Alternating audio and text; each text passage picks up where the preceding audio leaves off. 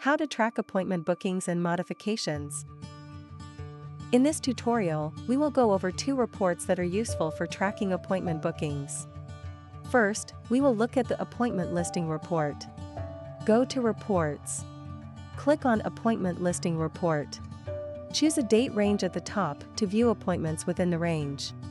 Select Detail to be shown a detailed view that includes more client information.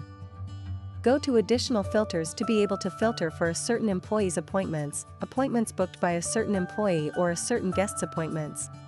Click Apply Filters once done. You can print or download this report using the buttons at the top of this screen.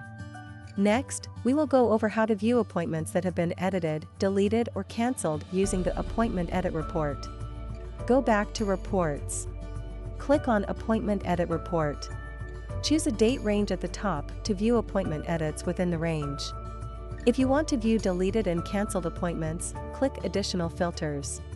You will see filtering options in this screen.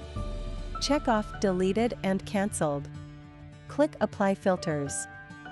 You can print or download this report using the buttons at the top of this screen.